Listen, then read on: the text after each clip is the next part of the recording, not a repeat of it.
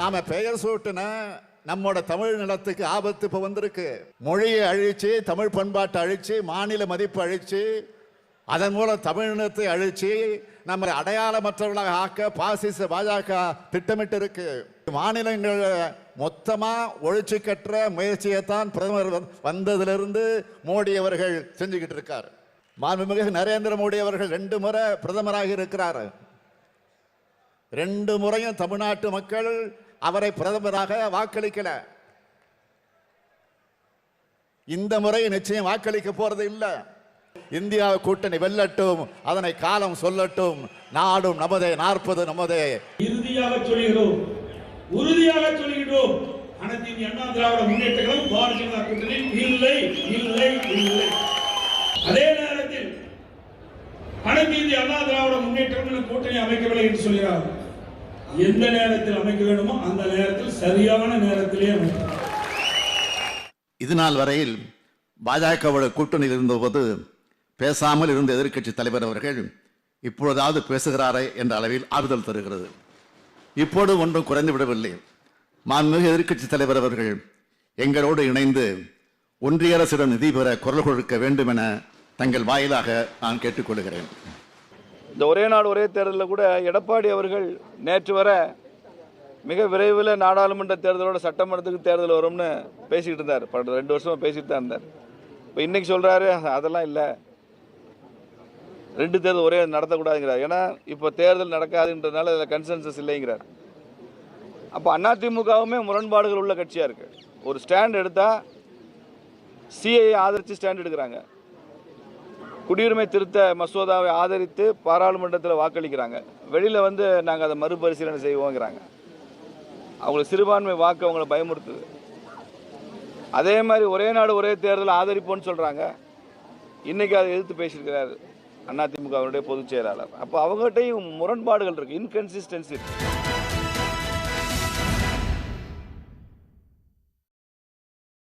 வணக்கம். கேள்விக்களம் நிகழ்ச்சிக்கு உங்களை வரவேற்கிறோம். இது மக்களின் மேடை. பாசிசம் வீழட்டும், இந்தியா வெல்லட்டும் அப்படிங்கிற முழக்கத்தோட திராவிட முன்னேற்ற கழகம் தமிழ்நாடு முழுக்க தேர்தல் பரப்புரையை தொடங்கியிருக்குது. உரிமையை மீட்கிறதுக்கு ஸ்டாலினோட குரல் அப்படிங்கிற தலைப்பில் தான் பிரச்சார கூட்டங்கள் தமிழ்நாடு முழுக்க நடக்குது. குறிப்பாக திராவிட முன்னேற்ற கழகத்தை பொறுத்த வரைக்கும் பாஜக எதிர்ப்பு அப்படிங்கிறத தொடர்ந்து வலியுறுத்திக்கிட்டே இருந்தாலுமே கூட இப்போ இன்னும் ரொம்பவே தீவிரப்படுத்தியிருக்கு அப்படின்னு சொல்லி தான் சொல்லணும். முதலமைச்சர் மு.க.ஸ்டாலின் ஒரு விஷயத்தை, மிக முக்கியமான ஒரு விஷயத்தை குறிப்பிட்டிருக்காரு. எதிர்க்கட்சி தலைவர் எடப்பாடி பழனிசாமி எங்களோடு இணைந்து ஒன்றிய அரசுகிட்ட நிதி பெறத்துக்கு குரல் கொடுக்கணும் அப்படின்னு சொல்லிட்டு அவரையும் எடப்பாடி பழனிசாமியும் சேர்த்து முதலமைச்சர் மு.க.ஸ்டாலின் அழைச்சிருக்காரு பாஜக எதிர்க்கிறதுக்கு.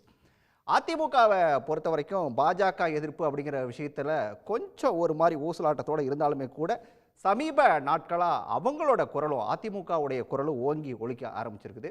எடப்பாடி பழனிசாமி பாஜகவோட கூட்டணி இல்லை இல்லை இல்லவே இல்லை அப்படிங்கிறத திரும்ப திரும்ப அழுத்த திருத்தமாக சொல்ல ஆரம்பிச்சிருக்காரு. அதிமுகவுடைய முன்னாள் அமைச்சர் பொன்னையன் சொன்ன விஷயம் அப்படிங்கிறது மிக முக்கியமானது. வாயில விஷம் வச்சு கூட்டாளிகள் முதியில் குத்தும் பிஜேபியோட மிரட்டலுக்கு அதிமுக எந்த சூழல்லையும் பயப்படாது அப்படின்னு சொல்லி அவர் ஒரு கருத்தை தெரிவிச்சிருக்காரு. பலமுனை போட்டியாக இருக்குது. தேர்தல் களம் யாருக்கு சாதகமாக இருக்குது, யாருக்கு சவாலாக இருக்க போகுது அப்படிங்கிறத பற்றி தான் இன்றைய கேள்விக்கள நிகழ்ச்சியில் விரிவாக பேசியிருக்கோம். விவாதத்தில் பங்கேற்க காங்கிரஸ் கட்சியோட எம்பி கார்த்திக் சிதம்பரம் சிறப்பு விருந்தினர் இணைஞ்சிருக்காரு. வணக்கம் சார். அதேபோல் விடுதலை சிறுத்தைகள் கட்சியிலிருந்து வன்னியரசு, அதேபோல் அதிமுகவுடைய செய்தி தொடர்பாளர் சிவசங்கரி, பத்திரிகையாளர் தராசு ஷியாம் சார், அதே போல் பாரதிய ஜனதா கட்சியிலிருந்து ஜி.கே. நாகராஜன், இன்னும் சற்று நேரத்தில் திராவிட முன்னேற்ற கழகத்திலிருந்து மனசிய புத்திரன் இருக்கார். அனைவருக்கும் வணக்கம்.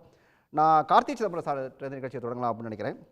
பாசிசம் வீழட்டும், இந்தியா வெல்லட்டும் அப்படிங்கிற தலைப்பில் தமிழ்நாடு முழுக்க திராவிட முன்னேற்ற கழகம் பிரச்சாரத்தை தொடங்கிடுச்சு. எப்படி பார்க்குறீங்க?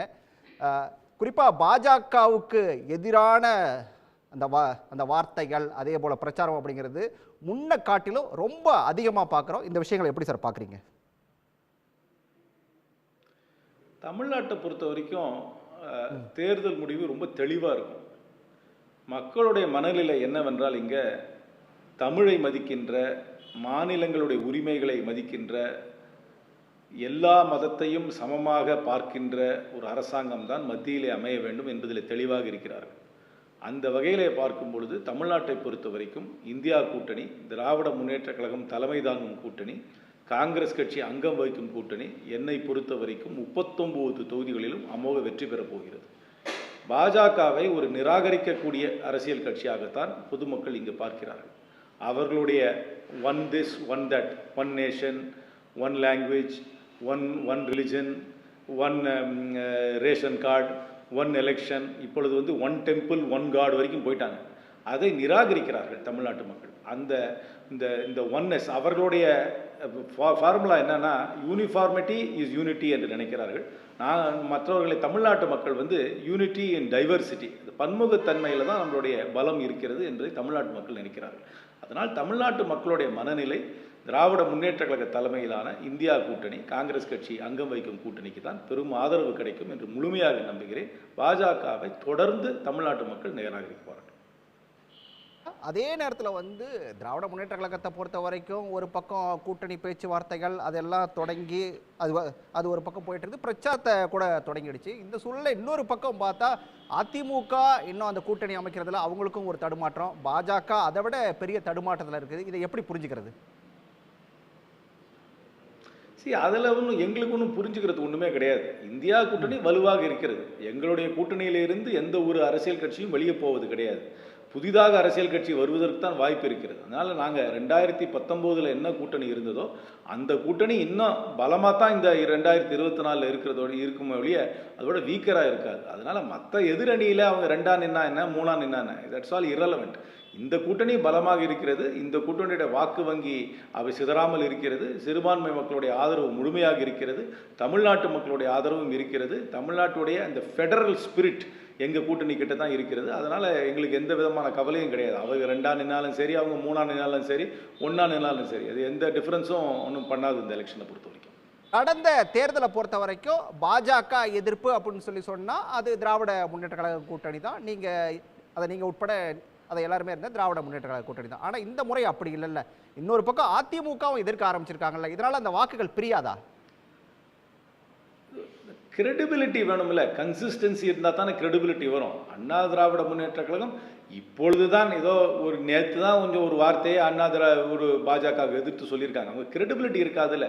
அது வந்து இந்த பாஜகவுடைய அந்த ஃபேசிச அரசியல், அந்த யூனிஃபார்மிட்டி இஸ் யூனிட்டி என்று சொல்கின்ற அரசியலை எதிர்ப்பவர்கள் அண்ணா திராவிட முன்னேற்ற கழகத்தை உடனே நம்பிட மாட்டாங்கல்ல. இந்த தேர்தலில் அவர்களை நம்புவார்கள் என்று நான் நினைக்கவில்லை. குறிப்பாக சிறுபான்மை மக்கள் வந்து காங்கிரஸ் கட்சி எங்கே இருக்கிறதோ அந்த அணிக்கு தான் அவர்களுடைய நம்பிக்கை இருக்கும். அந்த கிரெடிபிலிட்டி, அந்த செக்குலர் ஷீன் அப்படின்னு சொல்லுவார்கள், அந்த செக்குலர் ஷீன் வந்து காங்கிரஸ் கட்சி எங்கே இருக்கிறதோ அந்த மதச்சார்பின்மை என்பது காங்கிரஸ் கட்சி இருக்கும் அணிக்கு தான் இருக்கும் என்பது சிறுபான்மை மக்கள் தெளிவாக இருப்பார்கள். அதனால் அண்ணா திராவிட முன்னேற்ற கழகத்துக்கு இப்பொழுது சமீப காலமாக அவர்கள் வேணால் பாஜக எதிர்க்கலாமே தவிர, ஆனால் அவர்கள் முழுமையாக எல்லா காலகட்டத்திலும் எதிர்ப்பாக தான் இருப்பார்கள் என்று மக்களுக்கு இன்னும் நம்பிக்கை வந்திருக்கா இந்த தேர்தலில். நீங்க இப்படி சொன்னாலும் அதிமுக தரப்புல சொல்லிட்டு இருக்க விஷயம் அப்படிங்கிறது வந்து சிறுபான்மையினர், அதாவது பாஜகவை எதிர்க்கிறதுனால சிறுபான்மையினரோட வாக்குகள் தங்களுக்கு தான் வரும் அப்படிங்கறத அவங்க தொடர்ந்து சொல்லிட்டு இருக்காங்க. குறிப்பா எடப்பாடி பழனிசாமி தன்னை வந்து சிறுபான்மையினரோட காவலனாவே சொல்லிக்கிறாரே சார். இல்லை, அது சொல்லிக்கலாம், அது உங்க எலெக்ஷனுக்காக அவங்க சொல்லலாம். ஆனால் அது வந்து ட்ரைட் அண்ட் டெஸ்டட்னு சொல்லுவாங்கல்ல. காலங்காலமாக சிறுபான்மை மக்களுக்கு பாதுகாவலராக இருக்கக்கூடிய இயக்கம் அந்த காங்கிரஸ் கட்சி தான். அது வந்து மதச்சார்பின்மை கொள்கையிலிருந்து என்றுமே பின்வாங்காத கட்சி காங்கிரஸ் கட்சி தான் என்று எல்லாருக்குமே தெரியும் தேசிய அளவில். அதனால் காங்கிரஸ் கட்சி எந்த கூட்டணியில் இருக்கிறதோ அந்த கூட்டணிக்கு தான் அந்த வாக்கு வங்கி, அந்த கிரெடிபிலிட்டி இருக்கும். இப்போ அவங்க சொல்லிக்கலாம், அவங்க வேணால் ட்ரை பண்ணலாம், அதில் ஒன்றும் தப்பு கிடையாது. ஒரு அரசியல் கட்சிக்கு அந்த உரிமை உண்டு. ஆனால் மக்கள் நம்புவார்கள் என்று எனக்கு நம்பிக்கை கிடையாது. அவங்க அந்த கூட்டணி முறிவு அப்படிங்கிற விஷயத்தை நீங்க எப்படி சார் பாக்குறீங்க? ஒரு தரப்பு வந்து அதிமுக பாஜக கூட்டணி முறிஞ்சது அப்படிங்கிறதே, அந்த முறிஞ்சதுன்னு சொல்றதே ஒரு நாடகம் தான் அப்படின்னு சொல்லிட்டு ஒரு தரப்பு திரும்ப திரும்ப சொல்லிட்டு இருக்குது. எடப்பாடி பழனிசாமி முறிஞ்சதுதான் கூட்டணி இல்லவே இல்லைன்றாரு. நீங்க எப்படி பாக்குறீங்க இதை? இல்லை, நேற்று வந்து திரு எல் முருகன் அவர்கள் மத்திய பிரதேசத்தில் ராஜ்யசபாவுக்கு போட்டியிட்ட உடனேயே நிஜமாவே அந்த கூட்டணி முறிஞ்சிருச்சிருது என்பது எனக்கு எந்த சந்தேகமும் கிடையாது.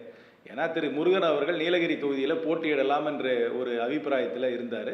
இப்போ கூட்டணி இல்லைன்னு அது கண்டிப்பாக அவருடைய எலக்டோரல் ஃபார்ச்சூன்ஸ் ரொம்ப டிஸ்மலாக இருக்குன்றதுக்காக நிற்கலை. அவங்களுடைய கட்சி தலைவர் எல்லா விஷயத்துக்கும் கருத்து சொல்லக்கூடிய அண்ணாமலை அவர்கள் தானும் தேர்தலில் நிற்க மாட்டேன்னு அறிவிச்சிட்டார். இதிலிருந்தே தெரிஞ்சு போச்சு பாஜகவுடைய ஸ்ட்ரென்த் இவ்வளோ தான் இருக்கும் எலெக்ஷனை சந்திக்க அவங்க தயாராக இல்லை கூட்டணி இல்லாமல். அதனால் அண்ணா திராவிட முன்னேற்ற அவரோட கூட்டணி வைக்க மாட்டார்கள் என்று தான் இந்த 2 நிகழ்வுகளும் எனக்கு உறுதிப்படுத்துகின்றன. அதனால் அவங்க கூட்டணியில் இருந்தாலும் இல்லாட்டியும் ஒன்றும் வித்தியாசம் வராது. ஏன்னா 2019 கூட்டணியில் இருந்தாங்க, அப்போது நாங்கள் அமோக வெற்றி பெற்றோம். அவங்க கூட்டணியில் இருந்தாலும் ஒன்று தான், இல்லாட்டியும் ஒன்று தான். அண்ணா திராவிட முன்னேற்ற கழகம் இப்பொழுது ஒரு பொலிட்டிக்கல் லைன் எடுத்திருக்காங்க. கன்சிஸ்டண்ட்டாக அந்த லைனில் இருக்கிறாங்களா இல்லையான்னு பார்க்கணும். ஆனால் இந்த தேர்தலில் அவர்களுக்கு அந்த பொலிட்டிக்கல் பிரேக்னால அவங்களுக்கு எந்த டிவிடெண்ட்டும் வராது. ஆனால் பாஜகவோட கூட்டணி இல்லை என்பதற்கு இந்த 2 சம்பவங்களும் ஒரு ஒரு ஊர்ஜினப்படுத்திக்கிற அளவுகளில் இருக்கிறது. இன்னொரு பக்கம் தேமுதிக, பாமக, அதே போல தமிழ் மாநில காங்கிரஸ் இவங்கெல்லாம் இந்த பக்கமா அந்த பக்கமா, அதாவது பாஜக பக்கமா அதிமுக பக்கமா அப்படிங்கிற இன்னும் ஒரு முடிவெடுக்க முடியாத அவங்க ஒரு குழப்பத்திலே இருக்காங்க. இவங்க எந்த பக்கம் போறாங்களோ அந்த பக்கம் தான் பலம் அதிகரிக்கும் அப்படின்னு சொல்லலாமா? அது எப்படி சொல்கிறது? அவங்களுக்கு என்ன ஒரு பார்ட்டிக்கு என்ன வாக்கு வங்கி இருக்குன்னு பார்க்கணும். ஒரு பார்ட்டி வந்து ஒரே ஒரு குறிப்பிட்ட சமுதாயத்தை மையமாக வைத்து ஒரே ஒரு சில பகுதிகளில் மட்டும் இருக்காங்க. மற்ற 2 கட்சிக்கும் ஒன்றும் ஒரு கணிசமான வாக்கு வங்கியோ அமைப்பு இருக்கிறதாவே ஒன்றும் செய்தி இல்லையே. அவங்கெல்லாம் வரதுனால ஒன்றும் எலக்டோரல் ஃபார்ச்சூன்லாம் ஒன்றும் மாறாது.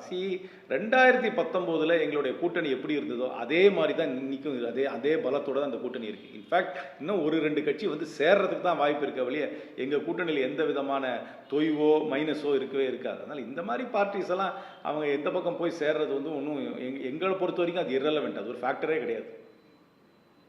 இல்லை, நீங்கள் எல்லா விஷயங்களையுமே வெளிப்படையாக பேசக்கூடியவர். இந்த உங்கள் கூட்டணியோட பலமாக எதை பார்க்குறீங்க, பலவீனமாக என்னத்தை பார்க்குறீங்க? எங்களுடைய பலம் என்னவென்றால் தமிழ்நாட்டிலே சில நலத்திட்டங்கள் நேரடியாக மக்களை போய் சேர்ந்திருக்கிறது. குறிப்பாக இந்த மகளிருக்கு 1000 ரூபாய் மாதம் போய் சேர்வதும், மகளிருக்கு இலவச பஸ் கொடுப்பதும் நிச்சயமாக எங்களுக்கு மகளிரிடையே ஒரு நல்ல பெயரை கொடுத்திருக்கிறது. திராவிட முன்னேற்ற கழகத்துக்கு ஒரு நல்ல பெயரை கொடுத்திருக்கிறது. அதற்கு மேலாக தமிழ்நாட்டு மக்கள் தமிழை மதிக்கின்ற, தமிழ் கலாச்சாரத்தை மதிக்கின்ற, அந்த தமிழ்நாட்டு மாநிலத்தை மதிக்கின்ற ஒரு அரசாங்கம் தேவை மத்தியிலே என்பதில் தெளிவாக இருக்கிறார்கள். அவர்கள் பாஜக அரசாங்கத்தை ஒரு இந்துத்துவ அரசாங்கமாக தான் பார்க்கிறார்கள், இந்துத்துவ கட்சியாகத்தான் பார்க்கிறார்கள். அவர்களுடைய ஒரு தேசிய பார்வை, பாரதிய ஜனதா கட்சி இந்தியா எப்படி இருக்கும் என்ற தேசிய பார்வையோடு தமிழ்நாட்டு மக்கள் வேறுபடுகிறார்கள். அதனால் அந்த கட்சியுடைய வாசம் சாயல் இல்லாத அரசாங்கம் தான் மத்தியில் அமைய வேண்டும் என்பதிலே தமிழ்நாட்டு மக்கள் தெளிவாக இருக்கிறார்கள். அதற்கு மேலாக சிறுபான்மை மக்கள் காங்கிரஸ் கட்சி எங்கே இருக்கிறதோ அதுதான் அவர்களுக்கு பாதுகாப்பு என்று நம்புகிறார்கள். அதனால் இந்த ஃபேக்டர்ஸ்லாம் வச்சு பார்க்கும்போது இந்த செக்குலர் ஃபெடரல் அந்த லிங்குவிஸ்டிக் ஐடென்டிட்டி இருக்கிற அத்தனை பேருமே எங்களுடைய திராவிட முன்னேற்ற கழகம் காங்கிரஸ் கட்சி கூட்டணி பக்கம் தான் இருப்பார்கள். அந்த வகையில் பார்க்கும்பொழுது எங்களுக்கு இதுதான் எங்களுடைய ஸ்ட்ரென்த்தாக இருக்கிறது. அதற்கு மேலாக திராவிட முன்னேற்ற கழகத்தோடைய நலத்திட்டங்கள், இந்த 2 நலத்திட்டமும் மகளிர் மத்தியிலே ஒரு நல்ல வரவேற்பை ஏற்படுத்தி இருக்கிறது. ஓவராலாக இந்தியா கூட்டணி தரப்பில் சொல்லிட்டு இருக்கிற விஷயம் அப்படிங்கிறது யார், அதாவது அடுத்து யார் வரணும் அப்படிங்கிறத விட யார் வரக்கூடாது அப்படிங்கிறதுல நாங்கள் தெளிவாக இருக்கோங்கிறது தான் திரும்ப சொல்லிட்டு இருக்கீங்க. இந்தியா கூட்டணி, அதாவது மோடியை வீழ்த்துறதுக்கு இந்தியா கூட்டணியோட வியூகம் அப்படின்னா என்ன? இங்கே நான் எங்கள் தொகுதிக்குள்ளே இன்டென்சிவாக டூர் பண்ணிட்டு இருக்கேன். 10 வருஷமாக காங்கிரஸ் கட்சி ஆட்சியை விட்டுட்டு போகும்பொழுது என்ன விலைவாசி இருந்தது, இப்போ இந்த 10 வருஷமாக ஒரு அன்றாட பொருட்களோட விலைவாசி என்ன அப்படின்னு எடுத்து சொன்னாலே இந்த அரசாங்கம் நமக்கு வேண்டாம் தான் சொல்கிறாங்க. இந்த குழப்பமான ஒரு ஜிஎஸ்டி வரியை போட்டு எல்லா பொருள் விலையும் கூடி போச்சு. நீங்கள் எதை வேணால் எடுத்துங்க, பெட்ரோல் எடுத்துங்க, டீசல் எடுத்துங்க, நீங்கள் செங்கல் எடுத்துங்க, கம்பி எடுத்துங்க, எந்த பொருளை எடுத்தாலும் எல்லா பொருளோடும் விலை கூடி போச்சு. தனிநபர் வருமானம் கூடவில்லை, பொருள் விலை கூடி போச்சு. அப்போனா சேமிப்பு குறைந்து விட்டது. தனிநபருடைய, அவர்கள் வேணால் பெரிய தொழிலதிபர்களுடைய வளர்ச்சி அடைஞ்சிருக்கு அப்படி இப்படின்னு சொல்லலாம். ஆனால் தனிநபருடைய பொருளாதார ரீதியாக பார்த்தீர்கள் என்றால் வீழ்ச்சி தான் அடைந்திருக்கிறார். அந்த பொருளாதார வலி, அதற்கும் மேலாக தமிழ்நாடு கட்டும் வரி பணம், இது நல்லாவே கிராம அளவுக்கு இது போயிருக்கு. தமிழ்நாடு 1 ரூபா வரி கட்டினாக்க 29 பைசா தான் திருப்பி தமிழ்நாட்டுக்கு வருது. 71 காசு வட மாநிலங்களுக்கு சென்று விடுகிறது என்பதையும் தமிழ்நாட்டு மக்கள் நன்றாக உணர்கிறார்கள். உங்களுக்கு நமக்கு fair share of tax revenue நமக்கு வருவதில்லை என்பதை தமிழ்நாட்டு மக்கள் கிராமத்தில் கூட புரிஞ்சுக்கிறாங்க. விலைவாசி உயர்வு, இந்த வரிப்பணம் நமக்கு வருவது கிடையாது.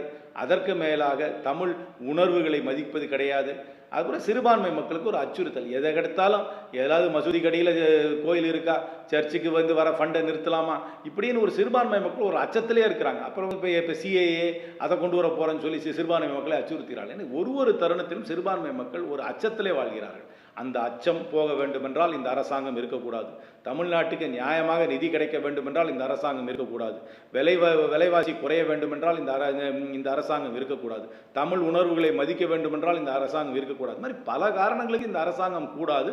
எல்லாரையும் மதிக்கின்ற ஒரு ஃபெடரல் கவர்மெண்ட், அந்த ஃபெடரலிசத்தையே அவங்க ஒதுக்குறாங்க. அதுக்கு அந்த ஃபெடரல் கவர்மெண்ட் வேணும் என்பதற்காக இந்த அரசாங்கம் கூடாது. அதற்கு மாற்றாக இருக்கிற காங்கிரஸ் கட்சி தலைமை தாங்கும் இந்திய அளவிலே தமிழ்நாட்டிலே திராவிட முன்னேற்றம் தலைமை தாங்கும் இந்தியா கூட்டணி வர வேண்டும் என்பதை தமிழ்நாட்டு மக்கள் தெளிவாக இருக்கிறார்கள். இதுதான் என்னுடைய புரிதல். நான் பல பேரோட பழகிறேன். என்னுடைய புரிதல் இதுதான். நன்றி சார், உங்களுடைய கருத்துக்களுக்கு நன்றி. சிவசங்கரி, உங்ககிட்ட தான் வரேன். கார்த்தி சிதம்பரம் சார் சொன்னது போல் இங்கே தமிழ்நாட்டை பொறுத்த வரைக்கும் நீங்கள் அதிமுக பாஜக எதிர்ப்பு அப்படிங்கிறத சொல்லிக்கிட்டு பேசிக்கிட்டே இருந்தாலுமே கூட சிறுபான்மையினர் இன்னும் யாரும் உங்களை நம்ப தயாராக இல்லை அப்படின்னு சொல்லி சார் ஒரு விஷயத்தை பதிவு பண்ணார். எப்படி பார்க்குது அதிமுக தரப்பு இதை? இல்லை, நீங்கள் பேசும்போது ஒரு விஷயம் சொன்னீங்க, அதிமுக ஏதோ தடுமாற்றத்தில் இருக்குன்னு. நாங்கள் ஏன் சார் தடுமாற்றத்தில் இருக்கணும்? அது எந்த காரணத்துக்காக சொன்னீங்கன்னு தெரியல.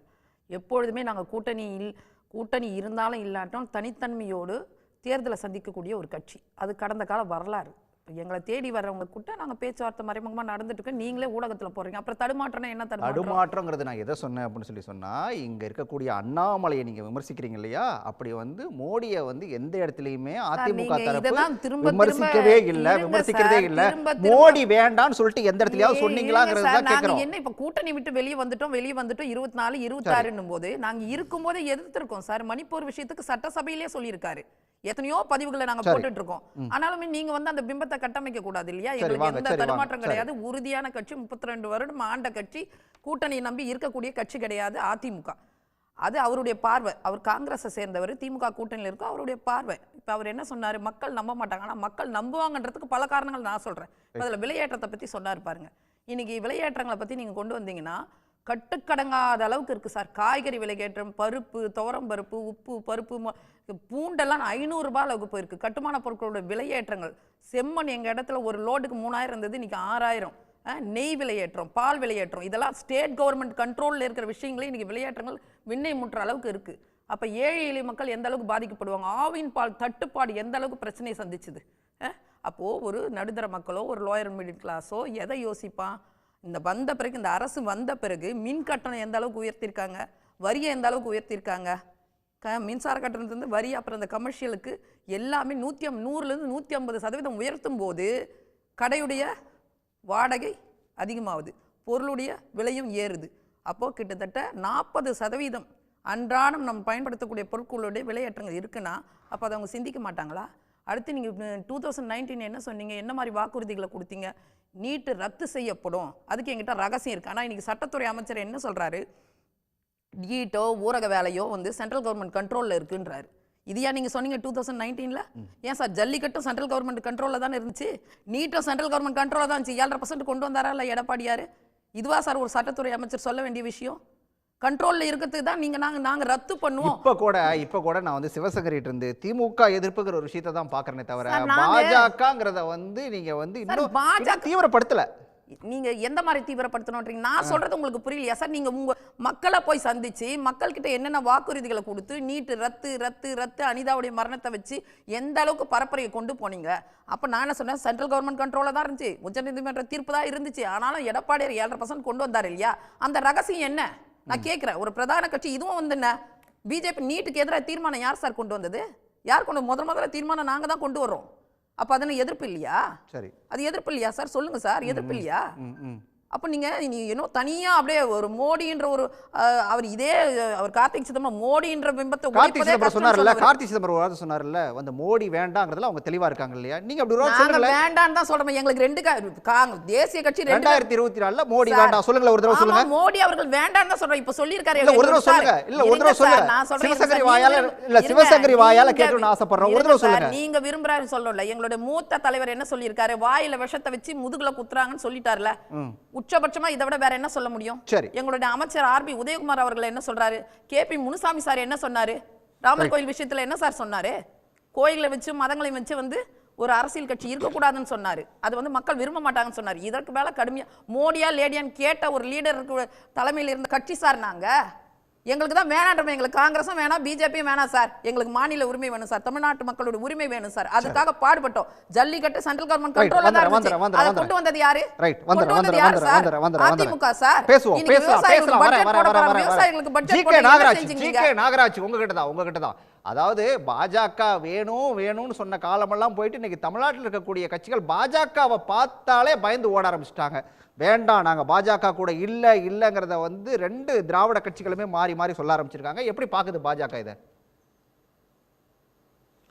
இல்லை, நீங்கள் எப்படி எந்த பேர் எத்தனை எதிர்ப்பு தெரிவித்தாலும் அடுத்து 3வது முறையாக ஆட்சி அமைக்கிறது பாஜக தான். 3வது முறையாக பாரத பிரதமர் நரேந்திர மோடி அவர்கள் மீண்டும் வரப்போகிறாங்க. அதில் எந்த மாற்றமும் கிடையாது. அது ஏற்கனவே கட்டமைக்கப்பட்டு விட்டது. வட இந்திய மக்கள் மிக தெளிவாக இருக்காங்க. அதை நண்பர் சிதம்பரம் கூட தமிழ்நாட்டு மக்கள் இல்ல, தமிழ்நாட்டு மக்கள் மோடியை விரும்பல, பாஜக விரும்பல, உண்மையை ரொம்ப அழகாக எடுத்து வச்சாங்க. எது தமிழ்நாட்டு மக்கள் மோடியை விரும்பல, பாஜகவை விரும்பல அப்படிங்கறத ஒத்துக்கிறீங்க? தமிழ்நாட்டு மக்கள் மோடியை விரும்பாதான் நீங்க போய் கேலோ இந்தியாவுக்கு போய் அங்கிருந்து பாரத பிரதமர் வரவேற்று கூட்டு வந்தீங்களா? கோ பேக் மோடின்னு சொன்னவங்க 2014 போய் திரும்ப கூட்டிட்டு வந்து வரவேற்பு கொடுத்தது கேலோ இந்தியாவுக்கு யாரு? திமுகவா அதிமுகவா? மோடி என்கின்ற பிம்பம் மிகச்சிறப்பான பிம்பம்ங்க. சொன்னதை செஞ்சிருக்கிறோம். எவ்வளவு செஞ்சிருக்கோம்? சொன்னதெல்லாம் அயோத்தி ராமர் கோயில் கட்டுவோன்னு சொன்னோம், கட்டணும். ஆர்டிகல் 370 இந்தியா வளர்ச்சிக்கு மிகப்பெரிய தடை நீக்குவோன்னு சொன்னோம், நீக்கணும். முத்தலாக் சட்டத்தை நீக்கணும். தேசிய கல்விக் கொள்கையை கொண்டு வந்தோம். வலிமையான இந்தியாவை பாரதத்தை கட்டமைச்சோம். இன்னைக்கு சந்திராயன் 3 நிலவுக்கு உலகில், அதாவது முதல் முறையாக தென்துருவத்தில் போய் இறக்கியிருக்கிறோம். எல்லாத்துலேயும் வளர்ச்சி. மக்கள் திட்டங்கள் தமிழ்நாட்டில் மட்டும் 3 கோடி பேருக்கு எங்களுடைய திட்டங்கள் போய் சேர்ந்துருக்கு. நான் எதை எதுக்கு சொல்கிறேன்னு கேட்டிங்கன்னா, நீங்கள் இப்போ திமுக எடுத்திருக்கிற ஸ்டாண்டு வடக்கு வளருது தெற்கு தேயுது. இது இப்போ எடுத்த ஸ்டாண்டு இல்லை. ஆரம்பத்தில் 1970 சொன்னாங்க வடக்கு வளருது தெற்கு தேயுது. ஆரியம் பிராமணம், அப்புறம் சாதிக்குள்ள சண்டை முட்டினாங்க. அப்புறம் பிராமணர் நான் பிராமணர், இதெல்லாம் அவங்க பண்ணது தானே, பிரிவினைவாதம் தானே. ஜாதிக்குள்ளேயே பிரிவினை உண்டாக்கணும் தானே திமுக காரங்க. அதை மீண்டும் கொண்டு வராங்க. இப்போ ஆந்திராவையும் கேரளாவையும் கர்நாடகாவையும் சேர்த்து நிதி பகிர்வு. நிதி பகிர்வு எவ்வளவு இருந்தது காங்கிரஸ் காலத்தில்? அண்ணன் சிதம்பரத்தை கேட்குறேன், எவ்வளோ இருந்தது? 30.5% கொடுத்தீங்க. மோடிஜி வந்ததுக்கு அப்புறம் நிதி பகிர்வு மாநிலங்களுக்கு 42% ஆகியிருக்கு. திடீர்னு என்ன 4வது வந்துருச்சு, ஐயோ நிதி பத்தலன்னு. இன்னைக்கு நிதி 3 மடங்கு கொடுக்கப்பட்டிருக்கிறது. வந்ததை விட தந்தது அதிகம். நிர்மலா சீதாராமன் தெளிவாக சொல்லியிருக்கிறாங்க. உங்களுக்கு நெரேட்டிவ் செட் பண்ணணும். ஏதாவது ஒன்று மக்கள்கிட்ட கொண்டு போய் சேர்த்தணும். வெறுப்புணர்வை திணிக்கணும். நீங்கள் இப்போ பாசிசன் சொல்கிறீங்க. நான் ஒரு வர்றப்ப விளம்பரம் கேட்டேன். என்ன விளம்பரம் சொல்லுது? மோடிஜி உத்தரவாதம் தராரு, நலத்திட்டத்துக்கு உத்தரவாதம் தராரு, ஆயுஷ்மான் பாரத்துக்கு உத்தரவாதம் தராரு. நீங்க சொல்ற இந்த திட்டங்கள் எல்லாமே மக்களை போய் சேர்ந்திருக்கு. இங்க இருக்கக்கூடிய அரசியல் கட்சிகள் எல்லாரும் உங்களை விரும்புறாங்க அப்படின்னு சொல்லியிருந்தா, இப்ப இருக்கக்கூடிய உங்க கூட இருக்கிறதா சொல்லப்படக்கூடிய ஒரு பாமகவாகட்டும், தேமுதிகவாகட்டும், ஜி.கே. வாசனாகட்டும் வந்திருக்கணும் இல்ல? யாரும் வரலையே. அந்த பக்கமே என்ன யாரும் வரலையே, பயப்படுறாங்களே. நான் வரேன் பிரதர், நான் அதுக்கு வரேன் என்ன பேச விடுங்க. நீங்க அவர் கார்த்திட்ட அவ்வளவு கேள்வி கேட்டீங்க, அவர் அவ்வளவு பேச எனக்கு பதில் கொடுங்க. நான் பதில் சொல்றேன். கார்த்தி அவ்வளவுதான் கிளம்பிட்டாரு. அவர் சும்மா ஒரு விளம்பரத்துல பாசிசத்தை ஒழிப்போம் இல்ல பாசிசத்தை ஒழிப்போம்ட்டு மு.க. ஸ்டாலின் அவர்களுடைய ஆணைப்படி, ஆணைங்கிறதே பாசிசம். தமிழ்நாட்டில் நீங்க ஆணைப்படி பாசிசத்தை வைக்கிறீங்க. அவங்க எந்த இடத்துல குறிப்பிடல. உரிமைகளை மீட்க ஸ்டாலின் குரல், பாசிசம் வீழட்டும், இந்தியா வெல்லட்டும் அப்படிங்கிற முழக்கத்தோட தான் சொல்லிருக்காங்க. அவர் எழுதுற அந்த கடிதம் என் கையில இருக்குது. அதுல நீங்க சொல்ற அந்த ஆணைலாம் எங்கேயும் வரல. ஸ்டாலின் அவர்கள் ஆணைப்படி, நீங்க விளம்பரத்தை கேளுங்க பிரதர், விளம்பரத்தை கேளுங்க. ஆணைப்படிங்கிறதே பாசிசம் தான். நீங்க அப்படித்தான் சொல்லியிருக்காங்க. அதுல நான் வர்றப்ப விளம்பரம் கேட்டேன். அதாவது என்ன சொல்ல வரேன்னா, ஒரு ஜனநாயக ஆட்சியை கொடுத்து கொண்டிருக்கின்ற பாரதிய ஜனதா கட்சி தமிழ்நாட்டில் எங்களுக்கு இன்னைக்கும் பிரச்சனை. இன்னைக்கு பிரிவினைவாதத்தை ஆரம்பிச்சிட்டாங்க. என்ன பிரிவினைவாதம்? வடக்கு தெற்குங்கிற பிரிவினைவாதம். கேரளாவை சேர்த்துறாரு, கர்நாடகாவை சேர்த்துறாரு, எல்லாம் சேர்த்துங்க. ஆனால் ஒரு உண்மையை நான் சொல்லிக்கொள்ள ஆசைப்படுகின்றேன். ரொம்ப நாளைக்கு உங்கள் பொய்யும் புரட்டும் எடுபடாது. நீங்கள் என்னென்னமோ சொன்னீங்க, நாங்கள் வளர்ச்சி பாதையில் கொண்டு போகிறோம், இலவசங்கள் கொடுக்குறோம். சமீபத்தில் இலவச பேருந்து குறித்து சொன்னார் நம்முடைய கார்த்திக் அவர்கள். பஸ்ஸில் ஓட்டிங்க, பஸ்ஸுக்குள்ளே விழுந்த லேடி, அது ஒரு இஸ்லாமிய பெண், தப்பிச்சு வெளியே வந்தது பெரிய கஷ்டம். கடந்த 3 ஆண்டுகளாக ஒரு பஸ் வாங்கல. எங்க இருக்கு போக்குவரத்து துறை, மின்சாரத்துறை பில்ல பார்த்தாவே ஷாக் அடிக்குது. சார் நம்ம ஊர் பக்கம் ஒரு பழமொழி சொல்லுவாங்கல்ல, இந்த வெள்ளம் கொடுத்து கொள்றதுன்னு. ஆனா பொன்னையன், அதிமுகவுடைய முன்னாள் அமைச்சர் பொன்னையன் வந்து தெளிவா சொல்றாரு, வாயில விஷம் வச்சு கொள்ற கூட்டாளிகள் அப்படின்னு சொல்லி பாஜகவை குறிப்பிடுறாரு. சார், நாட்டை பத்தி சிந்திக்கிறவங்களுக்கு பாஜக பத்தி தெரியும் சார். தாஜா அரசியல் பண்றவங்களுக்கு பாஜக பத்தி தெரியாது. நாங்க தாஜா அரசியல் பண்ணல. நாங்க நாட்டை பத்தி சிந்திக்கிறோம், நாட்டின் வளர்ச்சி பத்தி சிந்திக்கிறோம், தேசத்தின் ஒற்றுமை பத்தி சிந்திக்கிறோம், இந்த தேசத்தினுடைய நலன் குறித்து சிந்திக்கிறோம். தாஜா அரசியல் நாங்க பண்ணல. நேற்று எங்க தலைவர் தெளிவா கோயம்புத்தூர்ல பேசுறார். 16 பேர் கோவை குண்டு வெடிப்புல தண்டனை அனுபவிச்சிருங்க, வெளியே வரக்கூடாது. உறுதியா சொல்றோம். இது வாழ்க்கை, இந்தியாவுடைய பாதுகாப்பு பிரச்சனை. நாங்க உறுதியா இருக்கிறோம். நாங்க தாஜா அரசியல் ஒருபோதும் பண்ண மாட்டோம். மற்றவங்களோட கருத்தை கேட்டு வந்துறேன். ஒரு ரவுண்ட் போயிட்டு வந்துருவோம். ஷியாம் சார், இது எப்படி சார் பாக்குறீங்க? அதாவது ஒரு பக்கம் திமுக பிரச்சாரத்தை தொடங்கிடுச்சு, இன்னொரு பக்கம் அந்த அதிமுகவும் பாஜகவும் கூட்டணி அமைக்கிறதுலயே நிறைய தடுமாற்றங்களோட போயிட்டு இருக்குது. இது எப்படி சார் நீங்க பாக்குறீங்க? 2019, 2021 திமுக தான் முதலிலே பிரச்சாரத்தை துவங்கியது. அந்த வரிசையில் தான் நாம் அதை எடுத்துக்கொள்ள வேண்டும். காரணம் வந்து அந்த கூட்டணி பல ஆண்டுகளாக ஒருமித்த கருத்தோடு இருக்கிற கூட்டணி. பொதுவாக கூட்டணி வந்து நேச்சுரல் அலையன்ஸ் சொல்லுவோம். அதாவது முதலே கூட்டணிக்கு முன்பே இந்த கட்சி தொண்டர்கள் வந்து பல்வேறு கூட்டங்கள்ல கலந்து, இப்போ உதாரணமா திருமாவளவன் ஒரு மாநாடு நடத்துறாருன்னா ஸ்டாலின் போறாரு. இப்படி அந்த தொண்டர்களுக்கிடையே ஒரு ஒருமித்த கருத்து வந்துருச்சுன்னா அது இயற்கை கூட்டணி. ஆனால் கடைசி நேரத்தில் நம்ம கூட்டணி அமைக்கும் போது அதுவும் வெற்றி பெற்று இருக்கிறது. வெற்றி பெறலன்னு சொல்லவே இல்லை. அந்த கூட்டணி ஒரு ராக்டாக் அலையன்ஸ், அதாவது ஒரு கதம்ப கூட்டணி. இந்த கதம்ப கூட்டணி வந்து எப்போதுமே கடைசி நேரத்தில் அமைக்க முடியும். அப்படிதான் அதோட நிலவரம். அதுதான். எனவே அதிமுக கூட்டணி அமைப்பதிலே பின்தங்கி இருக்கிறதுன்னு நான் அப்படி நினைக்கல. பல கட்டங்கள்ல இதே மாதிரியான நிகழ்வுகள் இருந்திருக்கின்றன. இப்போ உதாரணமாக தென்னிந்திய முதல்வர்கள் மாநாடு முதல்ல நடத்துறது எம்ஜிஆர் தான். எல்லா காங்கிரஸ் தான் அப்போ வந்து தென்னிந்தியால. மொரார்ஜி தேசாய் பிரதமர். மொரார்ஜி தேசாய்க்கு ரொம்ப கோபம். நமக்கு எதிராக வந்து மாநில முதல்வர் தென்னிந்திய முதல்வர் மாநாடு நடத்துறாரு, எல்லாமே காங்கிரஸ்காரங்க என்றெல்லாம் அவர் கோவப்பட்ட வரலாறுலாம் இருக்கு. அதனால நம்ம இதை எதை பார்க்கணும்னா, இந்த எதிர்ப்பு ஓட்டு பிளவு விடுவதை நம்ம பார்க்கணும். இப்போ ஆதரவு ஓட்டு வங்கி, கோர் ஓட் பேங்க் அந்தந்த கட்சிக்கு அப்படியே தான் இருக்கும். அதுல மாற்றமே கிடையாது. அதிமுக ஓட்டு அதிமுகவுக்கு தான், திமுக ஓட்டு திமுகவுக்கு தான். திமுகவுக்கு கூட்டணி கட்சி பலமும் இருக்கு. அதிமுக ஓட்டு வங்கி இப்போது திமுக எதிர்ப்பு என்கிற அந்த முனையில் தான் இருக்கிறது. முன்பும் அப்படித்தான் இருந்தது, நாளையும் அப்படித்தான் இருக்கும். திமுகவுக்கு ஆதரவு என்று வந்தாலே வந்து அதிமுக பலவீனப்படும். எடுத்துக்காட்டாக 88 ஜானகி அம்மாள் முதல்வர், மெஜாரிட்டி திடீர்னு இல்லாம போயிடுச்சு, காங்கிரஸ் கட்சி காலவாரிடுச்சு. ஆரம்பி அவர்கள் வந்து கலைஞரை போய் பார்த்து ஆதரவு கேட்டார். கலைஞர் எம்எல்ஏக்கள் இருந்தாங்க. அது மிகப்பெரிய பின்னடைவாக அந்த காலத்தில் அமைந்தது. ஜானகி அம்மையாராலேயே வந்து வெற்றி பெற முடியாத ஒரு சூழல் ஏற்பட்டது. காரணம், அதிமுகவோட டிஎன்ஏ, அந்த ஃபேப்ரிக், அது வந்து திமுக எதிர்ப்பு. அதை ஒரு காலகட்டத்தில் அதிமுக விட்டு கொடுக்க மாட்டார்கள். விட்டு கொடுத்தா பலவீனப்படுவார்கள். இப்போ பாரதிய ஜனதா எதிர்ப்பையே அதுல சேர்க்கிறாங்க. திமுக பாரதிய ஜனதா எதிர்ப்பு, அதிமுகவும் பாரதிய ஜனதா எதிர்ப்பு. பாரதிய ஜனதா எதிர்ப்பு ஓட்டு வங்கி அதிமுகவுக்கு அதிகமாக போனால் அது திமுகவுக்கு நல்லதல்ல.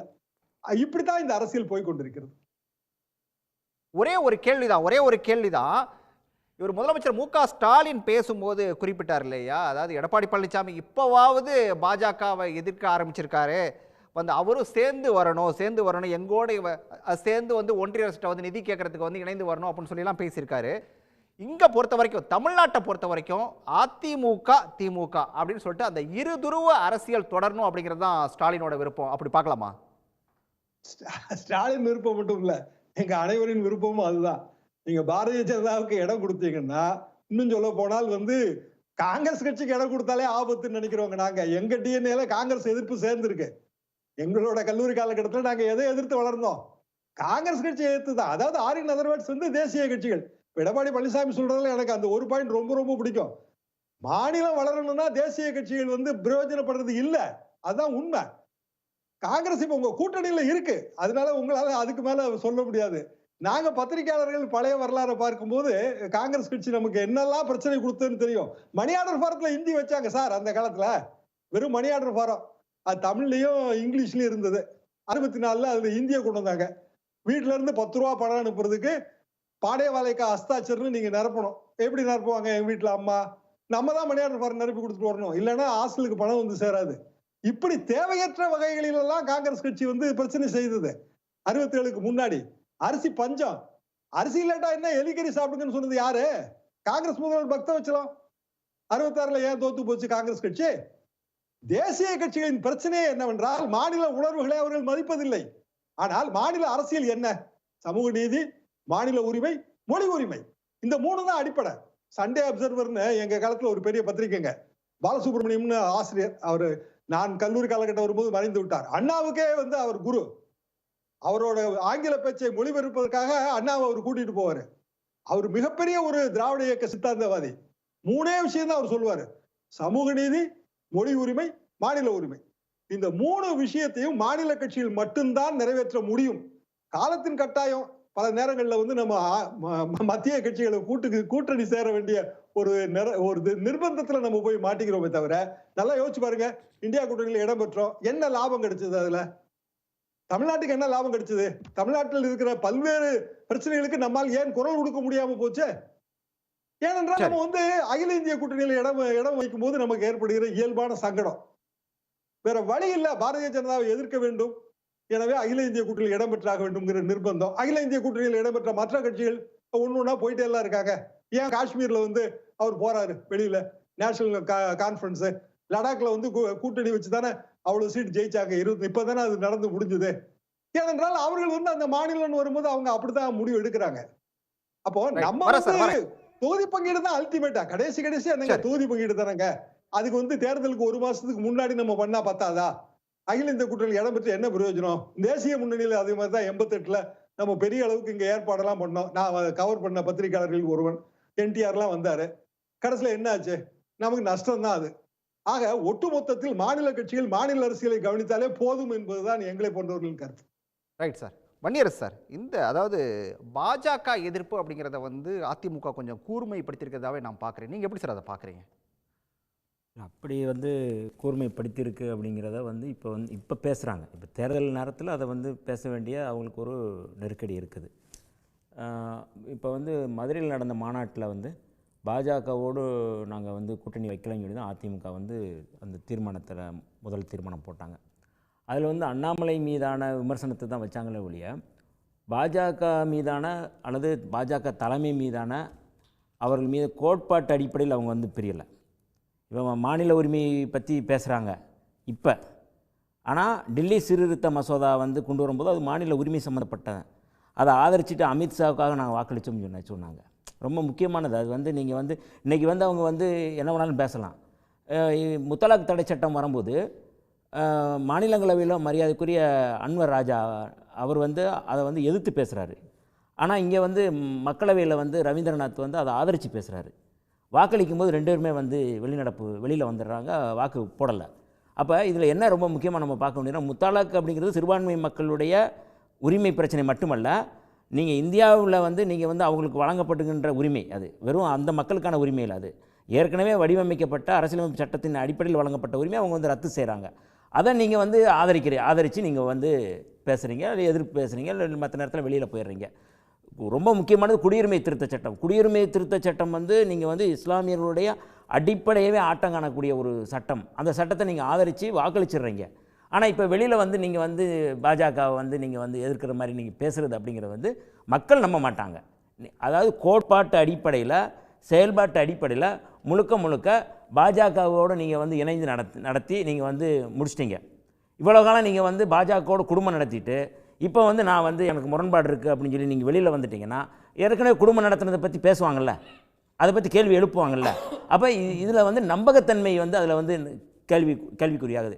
பாரதிய ஜனதா கட்சியை கோட்பாட்டு அடிப்படையில் அதிமுக எதிர்க்க வேண்டும் என்பதை விடுதலை சிறுத்தைகள் நாங்கள் வந்து வரவேற்கிறோம். நீங்கள் வந்து கோட்பாட்டு அடிப்படையில் எதிர்க்கணும். பாரதிய ஜனதா கட்சி ஒரு தேச விரோத கட்சி அப்படின்னு சொல்லணும். விடுதலை சிறுத்தைகள் நாங்கள் சொல்கிறோம், அது தேச விரோத கட்சி. மிக முக்கியமாக வந்து இப்போ பாஜக நண்பர் வேண்டாம்னு சிவசங்கரே சொல்லிட்டாங்களா? அதுதான் மோடி வேணாம்னா அதுக்கடுத்து வேற யாராவது ஒருத்தர் கொண்டு வந்து நிறுத்துவாங்களா? பாரதிய ஜனதா கட்சி தேச விரோத கட்சி, அது ஒரு பயங்கரவாத கட்சி, காந்தியை படுகொலை செய்த RSS பின்னணியில் இயங்கக்கூடிய கட்சி அப்படின்னு சொல்லி விடுதலை சிறுத்தைகள் நாங்கள் சொல்கிறோம்.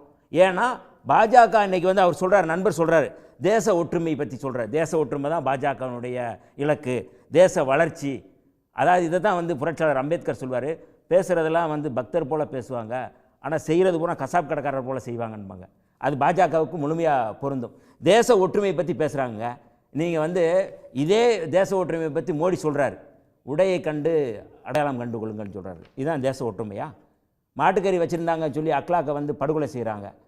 இஸ்லாமியர்கள் மீதான வெறுப்பரசியலை பண்ணுறாங்க, கிறிஸ்தவர்கள் மீதான வெறுப்பரசியல் பண்ணுறாங்க, தலித்துகள் மீதான படுகொலைகள். இன்றைக்கி பீமா கோரைக்கான் வழக்கில் வந்து 16 பேர் மேலே வந்து நீங்கள் வந்து என்ஐஏ மூலமாக ஊப்பா சட்டத்தில் கைது செஞ்சுருக்கிறீங்க. இதான் நீங்கள் வந்து இன்றைக்கி வர குற்றப்பத்திரிக்கை தாக்கல் செய்யலை. இதுதான் வந்து தேச ஒற்றுமையா? நீங்கள் வந்து இந்து அல்லாதவருங்கிறத பிரிவினை பண்ணுறீங்க. அது இந்து மதத்துக்குள்ளே நீ வந்து பார்ப்பனர் அல்லாதவர் நீங்கள் தான் உருவாக்குறீங்க. நீங்கள் வந்து இந்து மதத்தில் எல்லாருமே சமமாக இருக்கா? இவங்க பேசுகிறது, நாங்கள் வந்து இப்போ இந்தியா முழுக்க எல்லாம் ஒற்றுமைன்னு சொல்லி சொல்கிறாங்கல்ல, நீங்கள் ஏன் வந்து இந்துக்களுக்கான இந்து ராஷ்டிரம் சொல்லி சொல்கிறீங்க? ஒரே நாடு ஒரே மொழி அப்படிங்கிறத எது கொண்டு வரீங்க? இது தேச ஒற்றுமைக்கான முழக்கமா? தேச ஒற்றுமையை பிளவுபடுத்துகின்ற முழக்கம் அப்படிங்கிறது ஒரே நாடு ஒரே தேர்தல், ஒரே மொழி ஒரே சட்டம். நீங்கள் வந்து எப்படி வந்து நீங்கள் ஒரே நாடுங்கிறது இந்து ராஷ்டிரம் தான் சொல்கிறீங்க. இந்து ராஷ்டிரம்னா இந்துக்கள் அல்லாதவங்க எங்கே போவாங்க? அவங்க இந்தியர்கள் இல்லையா? அப்போ அவங்கள நீங்கள் பிரிவினை செய்கிறீங்களா? அதனால் வந்து பாரதிய ஜனதா கட்சியை பொறுத்தளவு வந்து ஒரு தேச விரோத கட்சி. அந்த கட்சியை அகற்றப்பட்டால்தான் தேசம் ஒற்றுமையாகும், தேசம் வலிமையாகும். இன்றைக்கி வந்து 10 ஆண்டுகளில் வந்து நாங்கள் வளர்ச்சி செஞ்சிட்டோம் சொல்லி என்ன ஒரு வளர்ச்சியை சொல்லுங்கள். ஆண்டுக்கு 2 கோடி பேருக்கு வேலைவாய்ப்பு தரோம்னு சொல்லி சொன்னார்ல மோடி, வேலைவாய்ப்பு கொடுத்துட்டாரா எல்லோருக்கும்? இது 2014 கொடுத்த ஒரு விஷயத்த சொன்னார், நீங்கள் தமிழ்நாட்டில் விடுங்க, நீங்கள் அது திரும்ப மோடி தான் பிரதமர், அதில் நாங்கள் உறுதியாக இருக்கோம் தெளிவாக இருக்கோம் அப்படின்றாரு. இல்லை அதாவது அவங்களுடைய விருப்பத்தை வட இந்திய மக்களோட ஆதரவு எங்களுக்கு தான் இருக்குன்னு பேசினாரு. இல்லை, அது அவருடைய விருப்பம். மோடி தான் பிரதமர் ஆகணும் அப்படிங்கிறது அவருடைய விருப்பம். எங்களுடைய விருப்பம் வந்து நாட்டில் வந்து ஜனநாயகம் வந்து நிலைநிறுத்த வேண்டிய தேவை இருக்குது. மோடி போன்ற சர்வாதிகாரிகள் அல்லது சர்வாதிகாரத்தை அதிபர் ஆட்சியை நிறுவக்கூடிய பாஜக வீழ்த்தப்படணும் அப்படிங்கிறது. அதுதான் மரியாதைக்குரிய முதலமைச்சர் தளபதி ஸ்டாலின் அவர்கள் வெளிப்படையாக சொல்கிறாரு. பாசிசம் வீழட்டும் அப்படின்னா சனாதனம் வீழட்டும், பாஜக வீழட்டும் தான் அர்த்தம். இந்தியா வந்து வாழட்டும், இந்தியா வெல்லட்டும் அப்படிங்கிறது வந்து ஜனநாயகம் வெல்லட்டும் தான் அர்த்தம். இதைத்தான் நாங்கள் எங்களுடைய மாநாட்டில் வந்து வெல்லும் ஜனநாயக மாநாட்டில் எங்களுடைய தலைவர் அவர்கள் இந்த மாநாடே வந்து பாஜகவுக்கு எதிரான மாநாடுன்னு அறிவித்தார். நீங்கள் வந்து பாஜகவை வீழ்த்தினாதான் ஒவ்வொருத்தரும் பழைக்க முடியும். இன்றைக்கி பாரதிய ஜனதா கட்சி ஒரு படுகொலைகளை செய்கின்ற அல்லது பயங்கரவாதத்தை கட்டவிழ்த்து விடுகின்ற ஒரு கட்சியாக மாறி இருக்கு. இவங்க வந்து தேச ஒற்றுமையை பற்றி பேசுறது வெக்கமாகவே இல்லை. இவங்களுக்கு மோடிக்கு வெக்கமே இருக்காது. ஏன்னா தேச ஒற்றுமையை பற்றி பேசுவார், என்ன வேணாலும் பேசுவார். ஆனால் வந்து நீங்கள் வந்து ஓட்டு கேட்கும்போது மட்டும் வந்து எல்லா வேலைகளையும் வந்து செய்யக்கூடிய ஒரு நபராக இருக்கிறாருங்கிறது ஒரு ஆபத்து, தேசத்துக்கு ஆபத்து. அது மனுஷோட கருத்தையும் கேட்டுருவோம். பாசிசம் வீழட்டும், இந்தியா வெல்லட்டும் அப்படின்னு சொல்லி பிரச்சாரத்தை தமிழ்நாடு முழுக்க தொடங்கியாச்சு. திமுகவுடைய பிரதான அரசியல் எதிரி அப்படின்னு சொல்லி சொன்னால் பாஜகவா அதிமுகவா? ரெண்டுக்கும் நாங்கள் ஒரு பெரிய வித்தியாசம் எதையும் நாங்கள் பார்க்கல. அதனால் இன்றைக்கி போடப்படுகிற சில நாடகங்களை வைத்துக்கொண்டு அவங்களும் இவங்களும் வேறு அப்படிங்கிறதுக்கான எந்த ஒரு சான்றும் இன்றைக்கி இல்லை. அதற்கு முன்னாடி நான் 2 விஷயங்களை சொல்லிவிட்டு நான் இதுக்குள்ளே வரேன். முதலாவது விஷயம், நாங்கள் இந்த தேர்தலை எப்படி எதிர்கொள்கிறோம்? இதில் 2 அம்சங்கள் இருக்கின்றன. ஒன்று, ஏன் மோடியை எதிர்க்கிறோம், பாசிசம் வீழட்டும் என்று நாங்கள் சொல்வதற்கான காரணங்கள். இன்னொன்று, எங்களுக்கு ஏன் மக்கள் வாக்களிக்க வேண்டும், எந்த ஒரு வாக்குறுதிகளின் அடிப்படையில் மக்கள் கடந்த காலத்தில் எங்களுக்கு வாக்குறுதி அளித்தார்களோ அதன் பெரும்பகுதியை நிறைவேற்றியது மட்டுமல்ல, நாங்கள் அளிக்காத வாக்குறுதிகளையும் கூட நிறைவேற்றியிருக்கிறோம். உதாரணமாக தமிழ்நாட்டினுடைய இந்த 33 மாத ஆட்சி காலத்தை நீங்கள் எடுத்துக்கொண்டால், நலத்திட்டங்கள், தமிழ்நாட்டினுடைய வளர்ச்சி, இந்த 2ஐயும் முதலில் எடுத்துக்கொள்ளுங்கள். நலத்திட்டங்களை நீங்கள் எடுத்துக்கொள்கிற போது அந்த மகளிருக்கான உரிமை தொகை கிட்டத்தட்ட 1,15,16,000 மகளிருக்கு மாதம் 1000 ரூபாய் கொடுக்கக்கூடிய திட்டத்தை கொண்டு வந்திருக்கிறோம். அதே போல் காலை உணவு திட்டம், குழந்தைகளுக்கான காலை உணவு திட்டம்.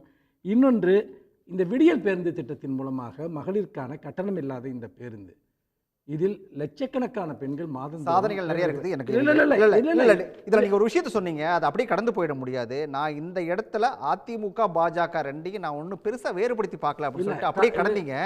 ஏன் வேறுபடுத்தி பார்க்கல? அவங்க தானே பாஜகவை எதிர்க்கிறாங்க. பாயிண்ட் நான் வரேன் நான். அதாவது இது ஒரு பக்கம்னா, இந்தியாவினுடைய வளர்ச்சி, அதாவது இந்தியாவினுடைய வளர்ச்சியை விட, சராசரி வளர்ச்சியை விட தமிழ்நாட்டுடைய வளர்ச்சி அதிகமாக இருக்கிறது.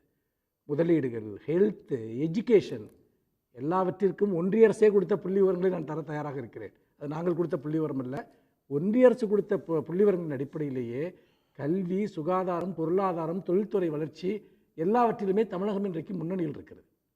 இந்த நிலையில் பாஜக பாசிசம் வீழட்டும் என்று சொல்வதனுடைய காரணம் என்னவென்றால், ஜனநாயக அமைப்புகள் அடித்து தகர்க்கப்படுகின்றன. அதாவது நீங்கள் தேர்தல் ஆணையத்தில் உச்சநீதிமன்ற நீதிபதி இருக்கக்கூடாதுங்கிறாங்க. இன்றைக்கி எலக்ட்ரல் பாண்டுக்கு நேற்று என்ன தீர்ப்பு வந்ததுங்கிறத பார்த்தீங்க. மிகப்பெரிய ஊழல், அதாவது கருப்பு பணத்தை அப்படியே பெற்றுக்கொள்வதற்காக கொண்டு வரப்பட்டது எலக்ட்ரல் பாண்டு. இதை உச்சநீதிமன்றம் திட்ட தெளிவாக நேற்று 5 கொண்ட நீதிபதி அமர்வு தெரிவித்தது. இவர்களுடைய ஊழல் எதிர்ப்பு முகமூடிகள் என்பது நேற்றை கிழிந்த அம்பலமாகிவிட்டது. இந்த நிலையில் தமிழ்நாட்டை எடுத்துக்கொள்வோம். இன்றைக்கி வன்னியரசு சொன்னார், அதாவது இந்த குடியுரிமை திருத்த சட்டம், அப்புறம் முத்தலாக் சட்டம், இதெல்லாம் இவர்கள் என்ன நிலைப்பாடுகள் எடுத்தார்கள் என்று. ரொம்ப தூரம் போக வேண்டாங்க. விவசாயிகள் போராட்டம் இன்றைக்கி திரும்ப நடந்துகிட்டு இருக்கு. இந்த விவசாயிகள் போராட்டம் கிட்டத்தட்ட பல மாதங்கள் நடந்து 800 விவசாயிகள் டெல்லியில் உயிரை இழந்தார்கள். அப்போது இந்தியாவில் இருக்கக்கூடிய எல்லா கட்சிகளும், அதாவது பாஜக இல்லாத கட்சிகளும், ஏன் பாரத் கிசான் சங்கம் போன்ற பாஜகவில் ஒரு அங்கமாக இருக்கக்கூடிய விவசாயிகள் சங்கம் கூட விவசாயிகளுடைய கோரிக்கைக்காக குரல் கொடுத்தது. அப்பொழுது இந்தியாவிலேயே விவசாயிகள் போராட்டத்தை எதிர்த்து ஒன்றிய அரசை ஆதரித்து குரல் கொடுத்தவர் யார் தெரியுமா? மதிப்பிற்குரிய எடப்பாடி பழனிசாமி அவர்கள். அவர் அப்போது முதலமைச்சராக இருந்தார். அவர் சொன்ன வாக்கியம் இன்றைக்கும் நினைவிருக்கிறது. பாஜகக்காரர்களுக்கு இந்த 3 வேளாண் சட்டங்களுடைய நன்மைகளை பற்றி எடுத்துச் சொல்ல தெரியவில்லை. நானே தமிழ்நாட்டில் அதை நான் பிரச்சாரம் செய்ய கூட்டணியில் இருந்தாங்க. இல்லைங்க, கூட்டணியில் இருந்த எல்லாரும் சொல்லலையே. அதில் நீங்கள் கவனிக்க வேண்டியது அதுதான். அன்னைக்கு பாஜக கூட்டணியில் பல கட்சிகள் இருந்தாங்க, பல மாநிலங்களில். அவங்கெல்லாம் சைலண்டாக தான் இருந்தாங்க. ஆனால் இவர் போய் பிரச்சாரம் பண்ணுறார், அதுதான் வித்தியாசம் இங்கே. ஆனால் இப்போ விமர்சனங்களை ரொம்ப தீவிரப்படுத்திருக்காங்களே.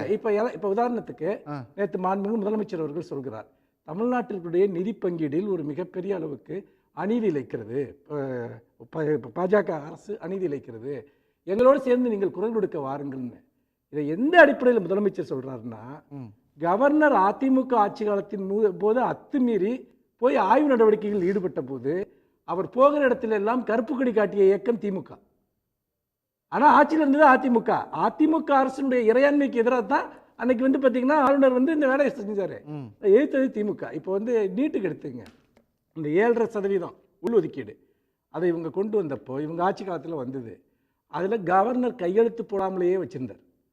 அப்போது இவங்க என்ன பண்ண, திமுக இளைஞரணி அன்னைக்கு ஒரு மிகப்பெரிய ஆர்ப்பாட்டத்தை ஆளுநர் மணிக்கு முன்னாடி நடத்தின 3வது நாள் கையெழுத்து வருது. அப்போது நாங்கள் அதிமுக அல்லது பார்த்திங்கன்னா ஒரு மாற்று அரசுன்னு நாங்கள் பார்க்கல. தமிழ்நாட்டினுடைய உரிமைகள், ஒடுக்கப்பட்டோர் உரிமைகள்ங்கிறதுல அதிமுக ஆட்சி இருந்தால் கூட எங்களுடைய முழுமையான ஆதரவை இதுக்கு நாங்கள் கொடுத்துருக்கோம். ஆனால் இன்றைக்கும் திமுகவை திட்டணும், திமுகவை எதிர்க்கணுங்கிற ஆர்வம் மோடி அரசினுடைய ஏதாவது ஒரு கொள்கைக்கு பேர் சொல்ல சொல்லுங்கள். இப்போ எலக்ட்ரல் பாண்ட் விஷயம் வந்துச்சு, இதை எடப்பாடி பழனிசாமி ஆதரிக்கிறாரா அல்லது பார்த்தீங்கன்னா வரவேற்கிறாரா நமக்கு தெரியாது. அதே மாதிரியே ஒவ்வொரு இஷ்யூவையும் நீங்க எடுத்துங்க, அவங்ககிட்ட கேளுங்க. இல்ல அப்படிதான் சொன்னாரு நேத்து, இதை கேளுங்க, சொல்லி முடிச்சிடறேன். ஓகே. அப்போ இப்போ கொண்டு வரக்கூடிய பல விஷயங்கள், அதாவது காஷ்மீர்ல என்ன நடந்துச்சுன்னு உங்களுக்கு தெரியும். காஷ்மீருடைய சிறப்பு அந்தஸ்தை ரத்து பண்ணாங்க. சரி, இப்போ இடஒதுக்கீடு இது நீட்டு விஷயத்தை நீங்கள் எடுத்துங்க. நீட்டுக்கு பார்த்தீங்கன்னா இவங்க ஏன் விலக்கு கொண்டு வரலன்னு சொல்லிட்டே இருக்காங்க இல்லையா? நீட் விஷயத்திற்காக இன்றைக்கு அதிமுக என்ன செய்து கொண்டிருக்கிறது? நாங்கள் சட்டப்படியான எல்லா போராட்டங்களையும் முன்னெடுப்போம்னு சொன்னோம். ஆனால் நீட்டுக்காக இவ்வளோ ஆவேசமாக அக்கறையாக குரல் கொடுக்குறவங்க அன்றைக்கு தமிழ்நாடு சட்டசபை நிறைவேற்றி அனுப்பிய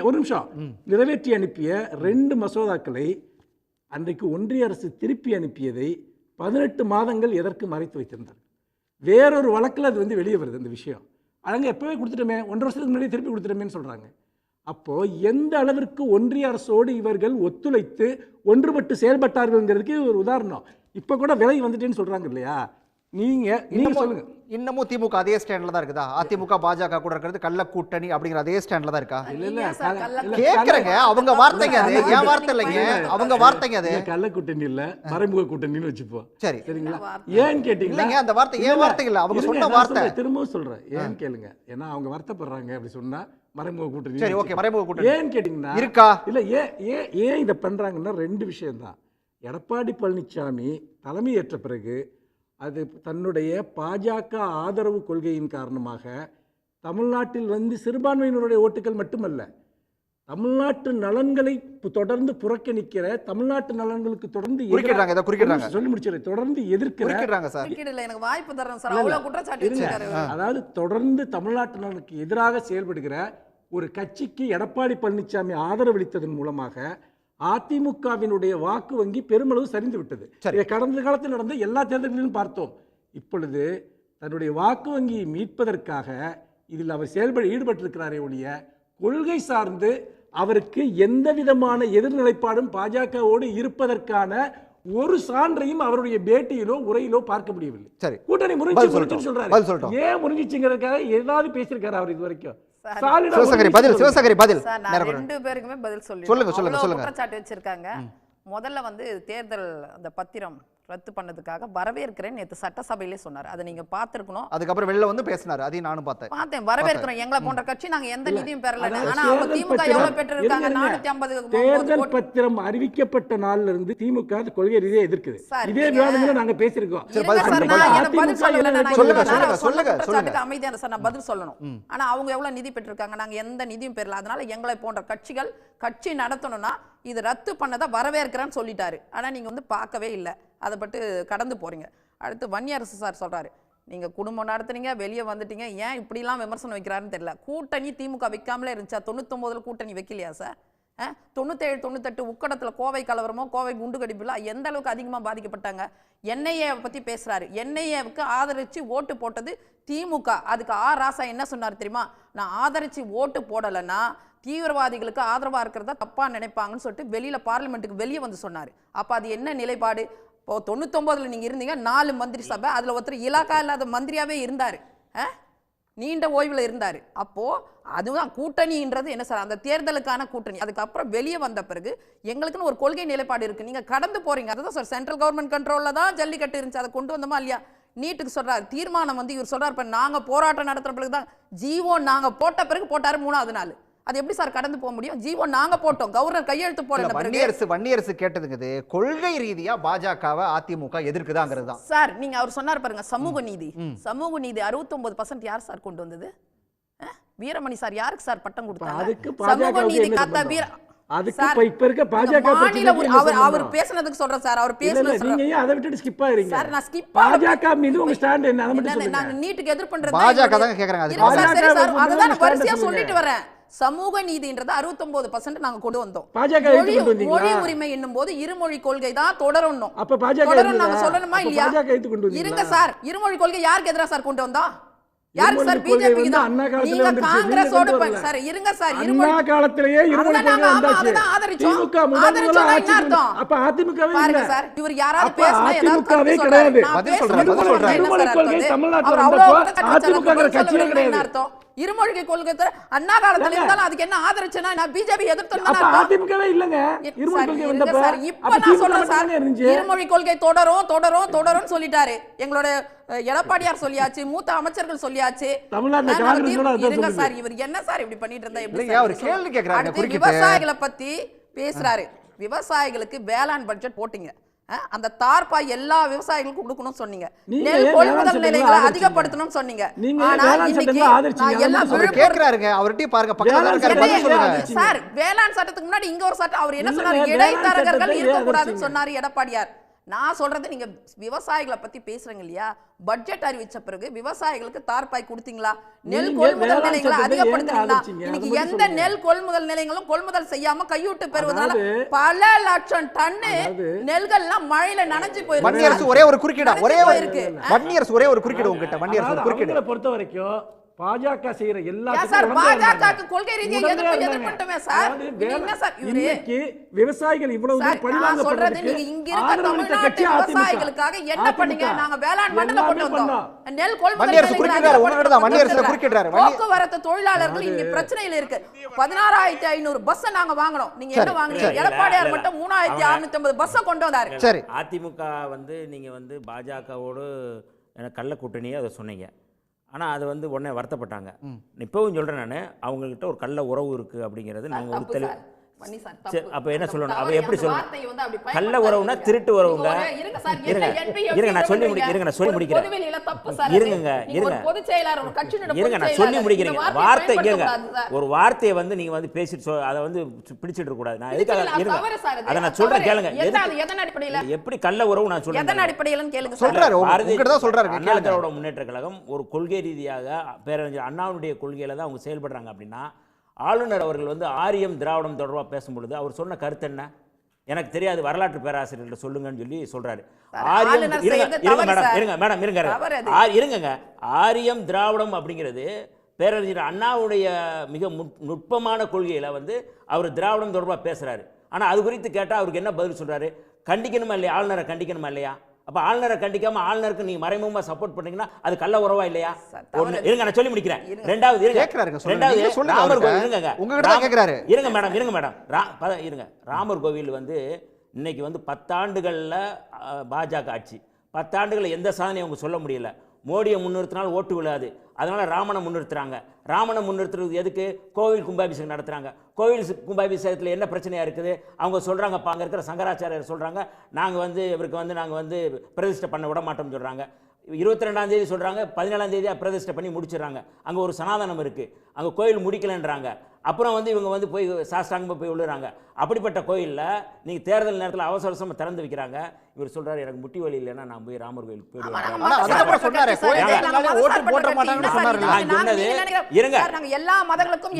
எல்லா மதமும் பேரறிஞர் அண்ணாவுடைய கொள்கை மிக நுட்பமானது, முக்கியமானது, மிக முக்கியமானது. இந்த மாதிரி மதவெறியாளர்களுக்கு சப்போர்ட் பண்ணக்கூடாது, மதவெறியை விட்ட கட்சிக்கு சப்போர்ட் பண்ணக்கூடாது. நீங்க முழுக்க முழுக்க நீங்க வந்து சப்போர்ட் பண்றது அங்க கள்ள உறவு வச்சுக்கிட்டு நீங்க வந்து எப்படி வந்து செயல்படுவீங்க? எப்படி பேசுவீங்க நீங்க? மதச்சார்பின்மை இல்லங்க, மதச்சார்பற்ற கட்சி அப்படின்னு சொல்றது எந்த அடையாளமும் இல்லை. எல்லாத்தையும் நீங்க ஆதரிச்சீங்க, எல்லாத்தையும் நீங்க கொண்டு வந்துட்டீங்க, எல்லாத்தையும் முக்கியமா நீங்க எடுத்து போறீங்க. அப்ப எப்படி நீங்க வந்து ஆதரிப்பீங்க? அதிமுக ஜாதி மதங்களுக்கு அப்பாற்பட்ட கட்சி சார். எங்களுக்கு சிறுபான்மை பெரும்பான்மை என்ற வேறுபாடு கிடையாது. அப்போ சிறுபான்மையருக்கு எப்படி ஆதரவா இருக்குமோ அது பெரும்பான்மைக்கு ஆதரவா இல்லங்க. இங்க இருக்கும். எல்லா மதங்களையும் நம்ம மதிக்கிறோம். ஒரு செய்தி சொல்றாங்க இருந்தா நம்ம கிறிஸ்மஸ் கொண்டாடுறோம். உங்ககிட்ட தான் கேக்குறாரு. ஒரு செய்தி பாருங்க, சிறுபான்மை மக்களுக்கு அவங்க எதிரானது இல்லைன்னு சொல்லி சொல்றாங்க. என்னுடைய கேள்வி ஒரே ஒரு கேள்வி. அவர் பாஜக நண்பர் சொல்றாரு, கோவை குண்டுவெடிப்பு குற்றவாளிகள் விடுதலை பத்தி அவர் பேசுறாரு. இவங்க 2019 இவங்க இருக்கும் பொழுது தர்மபுரி பேருந்து வழக்கில் மாணவிகளை கொன்ற நெடுஞ்செழியன், முனியப்பா உள்ளிட்ட 3 பேரையும் வந்து ஆளுநருக்கு அனுப்பி விடுதலை செய்கிறாங்க. அந்த பட்டியலில் இஸ்லாமியர்கள் தொடர்பான விடுதலையில் ஒரு பேர் கூட இல்லைங்க. மேடம் இருங்க மேடம், நான் ஆதாரப்பூர்வமாக சொல்கிறேன். அந்த கடிதத்தில் ஆளுநருக்கு இஸ்லாமியர்கள் விடுதலை தொடர்பாக ஒரு பேர் கூட இல்லை. ஆனால் திராவிட முன்னேற்ற கழக அரசு, மரியாதைக்குரிய தளபதி ஸ்டாலின் அவர்கள் இந்த பேர் லிஸ்ட் அனுப்புகிறாரு. இந்த லிஸ்ட்டில் அவர் வந்து புறக்கணிக்கிறாரு. அதில் ரொம்ப முக்கியமான என்னென்னா, இவங்க வந்து இவர் சொல்கிறாரு, இவர் வந்து கோவை குண்டுவெடிப்பு குற்றவாளிகளை பற்றி இவர் பேசுகிறாரு, விடுதலை செஞ்சுட்டாங்கன்னு சொன்னார். பில்கேஸ் பானுவை வந்து விடுதலை செஞ்ச குற்றவாளிகள் யார்? நீதிமன்றம் கண்டிக்குது. நீங்க வெறும் இல்லங்க, 11 பேரை படுகொலை செஞ்சாங்க. மேடம் இருங்க, அதுக்கு இருங்க, அதுதான் பாஜகவுடைய குரல் சொல்றேன். அதான் பாஜகவுடைய குரல் சொல்றேன். ஏங்க நீங்க பாஜகவுடைய குரல் அதுதான் சொல்றேன். நீங்க இப்ப என்ன பேசிருக்கணும்? நீங்க என்ன பேசிருக்கணும்? பில்கேஸ் பானு வழக்குல வந்து நீங்க உங்க நிலைப்பாடு என்ன? நீங்க கண்டிச்சிருக்கீங்களா? அவங்களை விடுதலை செஞ்சிருக்காங்க, அந்த நேரத்துல நீங்க என்ன பண்ணீங்க? எதுவுமே இல்ல. ரொம்ப முக்கியமான பேசுறாங்கல்ல, பாரதிய ஜனதா கட்சிக்காரங்க பேசுறாங்க. இருங்க மேடம் இருங்க, நான் பாரதிய ஜனதா கட்சிக்காரன், கொஞ்சம் நீங்க அமைதியா இருங்க. பாஜக இந்த விடுதலையில் மொத்தம் 6 பேர் வந்து இந்த விடுதலையில் பண்ணுறாங்க. இதை வந்து இவங்க பெருசாக பேசுகிறாங்க. ஆனால் இந்த வழக்கிலேயே பூரி கமல்னு சொல்லி ஒரு பயங்கரவாதி, மீரா மைதீன் மீரான் ஒருத்தரை வந்து படுகொலை செஞ்ச, அதாவது வந்து இந்து பெண்ணை கல்யாணம் முடிச்சதுக்காக வந்து படுகொலை செஞ்சுருக்கிறாங்க. அந்த வழக்கில் அவனுக்கு ஆயுள் தண்டனை. அவன் நீதிமன்றத்திலே சொல்கிறான். நீதிமன்றத்தில் என்ன சொல்கிறான்? நான் படுகொலையை நியாயப்படுத்தி பேசுகிறாங்க. அப்படிப்பட்ட கொலையாளியை ஆளுநர் விடலாம். ஆனா வந்து நீங்க வந்து கோவை கொண்டு இருங்க, நான் பாஜக பத்தி பேசி நீங்க எங்க பேசிட்டு இருக்கீங்க? கொஞ்சம் இருங்க, நான் சொல்லி முடிக்க இருங்க. பாஜக ஏன் நீங்க முட்டு கொடுக்குறீங்க? பாஜக அப்ப இருங்க, கொஞ்சம் அமைதியா இருங்க. பாஜகவுக்கு நான் கேள்வி கேட்கிறேன், பாஜக கேட்கிறேன். உண்மையிலே யோக்கியதை இருந்தா இருங்க மேடம், தகுதி இருந்துச்சுன்னா இவங்களுக்கு வந்து உண்மையிலே வந்து நீங்க வந்து இந்த மாதிரி வந்து கோவை குண்டுவெடிப்பு குற்றவாளிகள் பத்தி பேசுறதுக்கு தகுதி இருக்கா? பானு பில்கேஸ் வழக்குல ஏங்க உங்களை சொல்ல பாஜகவை சொல்லிக்கிட்டு இருக்காங்க, ஏங்க நீங்க வந்து முட்டு கொடுத்துட்டு இருக்கீங்க? பாஜகவை சொல்லிக்கிட்டு இருக்கேன் நானு. பாரதிய ஜனதா கட்சி அப்படிங்கிறது தேச விரோத கட்சி மட்டுமல்ல, மக்கள் விரோத கட்சி. மக்கள் விரோத கட்சி ஒரே ஒரு மட்டுமல்ல, point சொல்லி. மிக மோசமாக இல்ல, ஒரே ஒரு இந்த point நிர்வாகத்தை நடத்துகின்ற ஒரு கட்சியா இருக்கு. நாகராஜ் அப்படிங்கிறது நாகராஜ் சுருக்கமா உங்களோட பதில். வந்துற நாகராஜ் ரொம்ப நேரமா இருக்காரு. வரேன் நீங்க சொல்லுங்க. அவர் உங்களை சொல்லலைங்க, பாஜகவை சொல்றாருங்க. அவர் உங்களை சொல்லல, பாஜகவை சொல்றாரு. அவர் பதில் சொல்லட்டும். ஜாமீனே மறுக்கப்பட்டது. நாகராஜ் சுருக்கமா நேர குறைவா இருக்கு. ரொம்ப ரொம்ப அத்துமீறி ஒரு நாகரிகம், ஒரு அத்துமீறி நாகரிகம் இல்லாம நம்முடைய விடுதலை சிறுத்தைகள் தோழர் பேசிட்டு இருக்காரு. பேசல ஒரு நாகரிகம் இருக்கணும். நீங்க சொன்ன மாதிரி நாகரிகத்தை பத்தி நீங்க எங்களுக்கு கத்து கொடுக்காதீங்க. இந்தியா நாகரிகத்தை பத்தி நீங்க நாகரிகமற்ற ஒரு காட்டு கும்பல் தான் பாஜக. நீங்க நாகரிகத்தை பத்தி விடுதலை சிறுத்தைகள் நீங்க பாடம் எடுக்காதீங்க. மிஸ்டர் நாகராஜ், எங்களுக்கு நீங்க பாடம் எடுக்காதீங்க. நீங்க வந்து இந்தியாவை வந்து நீங்க வந்து ஜனநாயகமற்ற ஒரு நாடா நீங்க மாத்துறீங்க. நீங்க வந்து சர்வாதிகார நாடா மாத்துறீங்க. படுகொலைகளை நடத்துறீங்க, கும்பல் படுகொலைகளை நடத்துறீங்க, இஸ்லாமியர்களுக்கு எதிராக படுகொலைகள் நடத்துறீங்க, கிறிஸ்தவர்களுக்கு எதிராக படுகொலைகள் நடத்துறீங்க. நீங்க எங்களுக்கு நாகரிகத்தை பத்தி கத்து கொடுக்குறீங்களா? சொல்லுங்க. நீங்க நாகரிகத்தை பத்தி யாருங்க கத்து கொடுக்குறீங்க? நாகரிகத்தை பத்தி நீங்க பேசாதீங்க. தோழர் வன்னியரசு, நீங்க பேசுறப்ப நான் கேட்டிருந்தேன் நண்பரே. நீங்க நாகரிகம் பத்தி ஏங்க பேசுறீங்க? அதனால அதை பத்தி பேசுறீங்க. உங்களுக்கு நாகரிகம் இருக்காங்க முதல்ல? இந்தியாவுல என்ன நாகரிகத்தை உங்களுக்கு இருக்கு? நாகரிகம் பேசுற எங்களுக்கு பாடம் எடுக்க நீங்க சொல்ல பேச்சு சரியா இருக்கணும். எங்களுக்கு பாடம் எடுக்காதீங்க. நீங்க என்ன சப்ஜெக்ட் அத பேசுங்க. இது நாகரிகமான பேச்சு அல்ல. உங்களோட அதிக பேசுறீங்க. நான் வெச்சுங்க. இங்க பாருங்க. உங்களோட அதிக பேசுறீங்க. சரியா பேசுங்க. சொல்லுங்க. எங்களுக்கு நாகரிகத்தை பத்தி பேசாதீங்க. இதெல்லாம் சரியான பேச்சு அல்ல. பேசுங்க. ஒரு மேடை பேச்சு நாகரிகம் இருக்குது. நீங்க அதுதாங்க நாங்க கேக்குற நாகரிகத்தை பத்தி நீங்க பேசாதீங்க. பூஜா தூக்குற நீங்க பேசக்கூடாது. முதல்ல உலகத்தில் மிகப்பெரிய கட்சி பாரதிய ஜனதா கட்சி, உலகம் பாராட்டுகிற தலைவர் நரேந்திர மோடி. அது மோடிக்கு அந்த நாகரிகம் இருக்கா? இன்னைக்கு உலகத்தை ஒற்றுமையாக்குற கட்சி பாரதிய ஜனதா கட்சி, வலிமையான கட்சி பாரதிய ஜனதா கட்சி. சும்மா நினைச்சுக்காதீங்க. நீங்க இன்னைக்கு நீங்க கூட்டணி அரசியல் போடுற தாஜா வேஷம் மக்கள் பார்த்துட்டு இருக்காங்க. நீங்க வேலை வாய்ப்பு குறித்து சொன்னீங்க. வேலை வாய்ப்புல திமுக, அதாவது கடந்த காங்கிரஸை விட நேர குறைவா இருக்கு. டைம்ஸ் நாங்க இன்னைக்கு வேலை வாய்ப்பு கொடுத்திருக்கிறோம். இன்னைக்கு அரசு வேலை வாய்ப்பு இன்னைக்கு மக்களை தேடி வீடு தேடி வந்து கொண்டிருக்கிறது. 1.2 லட்சம் 1.2.5 lakhs ஸ்டார்ட் அப் நிறுவனங்கள் உருவாக்கப்பட்டிருக்கிறது. பல அனில் அம்பானிகளை நாங்க உருவாக்கி இருக்கிறோம். பல தொழில் முனைவரை உருவாக்கி அதான் உருவாக்குறீங்க. யார் இல்லைன்னு சொன்னது? 2 கோடி பேருக்கு ஆண்டுக்கு இளைஞர்களுக்கு அம்பானி அதனை உருவாக்குறீங்க.